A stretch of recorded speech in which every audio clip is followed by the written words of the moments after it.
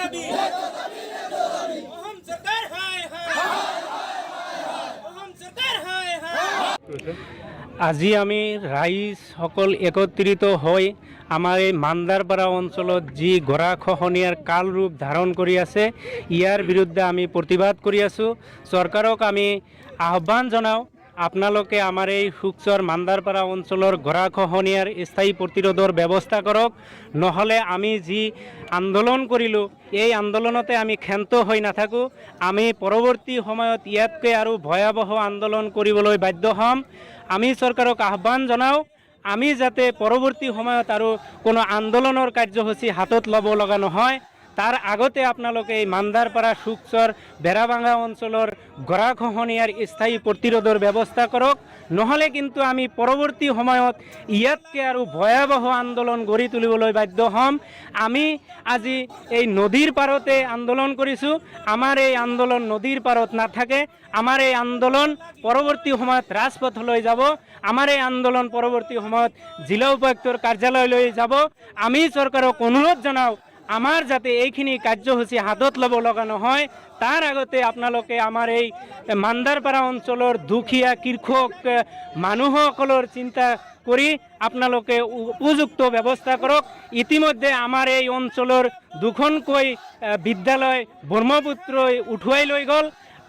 আপোনালোকে যদি টোপনিত গৈ থাকে তেনেহ'লে আগন্তুক দিনত আৰু দুখন বিদ্যালয় ব্ৰহ্মপুত্ৰৰ ভাবুকিৰ সৃষ্টি হৈ আছে, সেই দুখনো ব্ৰহ্মপুত্ৰ নদীত বিলীন হৈ যাব। আপোনালোকে যে এটা চমক সৃষ্টি কৰিবলৈ দেখা পাওঁ বাল্য বিবাহ নামত, আপোনালোকে গোটেই অসমত চমক সৃষ্টি কৰিলে, কিন্তু আপোনালোকে যদি আমাৰ এই মানুহখিনিক শিক্ষিত হোৱাৰ যদি উপযুক্ত ব্যৱস্থা কৰি নিদিয়ে, আমাৰ বিদ্যালয়সমূহ যদি ব্ৰহ্মপুত্ৰ উঠুৱাই লৈ যায়, আমাৰ মানুহখিনি কেনেকৈ শিক্ষিত হ'ব? আৰু যদি মানুহখিনি শিক্ষিত নহয়, বাল্য বিবাহ কৰিলে কি হয়, নকৰিলে কি হয়, এইখিনি কেনেকৈ গম পাব? আপোনালোকে এৰেষ্ট কৰিলেই নহ'ব মানুহখিনিক, আপোনালোকে উপযুক্ত ব্যৱস্থা লওক যে বাল্য বিবাহ বন্ধ কৰিবলৈ হ'লে আমি কোনখিনি কাৰ্য কৰিবলগীয়া হ'ব। আমি দেখিবলৈ পাইছোঁ আজিৰ দিনত চৰকাৰে বৃহৎ এটা কাৰ্যসূচী হাতত লৈছে, বৃক্ষৰোপণ কাৰ্যসূচী।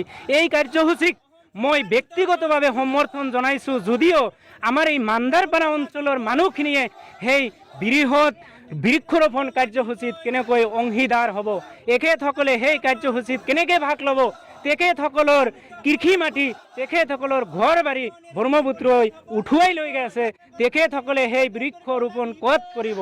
তেখেতসকলে ৰাতি কি খাব, এতিয়া কি খাব, ক'ত থাকিব, নিজৰ ল'ৰা ছোৱালীক ক'ত পঢ়াব, সেই চিন্তাত ভুগি আছে।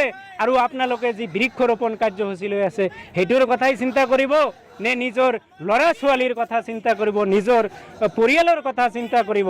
আমি চৰকাৰক আহ্বান জনাওঁ, আপোনালোকে বৃক্ষৰোপণ কাৰ্যসূচীৰ লগে লগে আপোনালোকে এই আমাৰ এই মানুহখিনিৰ গৰাখহনীয়াৰ কথা চিন্তা কৰি, দুখীয়া মানুহৰ কথা চিন্তা কৰি আপোনালোকে স্থায়ী প্ৰতিৰোধৰ ব্যৱস্থা কৰক। আমাৰ এই শুকচৰ অঞ্চলত যি চিকিৎসালয় আছে, আমাৰ শুকচৰ গাঁও পঞ্চায়তৰ যি কাৰ্যালয় আছে, সেইখিনিও ব্ৰহ্মপুত্ৰৰ ভাবুকি, ব্ৰহ্মপুত্ৰই একেবাৰে ওচৰ পাই গৈছে। কেতিয়াবা সেই আমাৰ প্ৰতিষ্ঠানসমূহ উঠুৱাই লৈ যায়। আমাৰ যি শুকচৰ আৰক্ষী চকীও কেতিয়াবা ব্ৰহ্মপুত্ৰই উঠিয়াই লৈ যায়, তাৰ কোনো গেৰাণ্টি নাই। আমাৰ এই অঞ্চলখিনি উঠুৱাই লৈ গ'লে আমাৰ এই বৃহৎ যি এই অঞ্চলৰ মানুহখিনিৰ যাতায়াতৰ কাৰণে এখন ব্ৰিজ দিয়া হৈছে, বৃহৎ এটা ব্ৰিজ, সেই ব্ৰিজৰ কি কাম আহিব? কোনো কামত নাহিব। ইয়াত যদি মানুহে বসবাস কৰিব নোৱাৰে তেনেহ'লে আমাৰ এই ব্ৰিজৰ কি কাম আহিব? আমাৰ মানুহখিনি যদি জীয়াই থাকিব নোৱাৰে তেনেহ'লে এই চৰকাৰৰ কি কাম? আমি চৰকাৰক আহ্বান জনাওঁ, আপোনালোকে এই গৰাখহনীয়াৰ স্থায়ী প্ৰতিৰোধ কৰক, নহ'লে আপোনালোকে অনতি পলমে পদত্যাগ কৰক। ইয়াৰ বাহিৰে আপোনালোকৰ কোনো কাম নাথাকিব। আপোনালোকক আকৌ আহ্বান জনাইছোঁ, আমাৰ এই অঞ্চলৰ স্থায়ী প্ৰতিৰোধৰ ব্যৱস্থা কৰক, নহ'লে আগন্তুক দিনত ইয়াতকৈ আৰু ভয়াৱহ আন্দোলনৰ সন্মুখীন হ'ব লগা হ'ব। আৰু এই অঞ্চলৰ ৰাইজে আপোনালোকক কেতিয়াও ক্ষমা নকৰিব।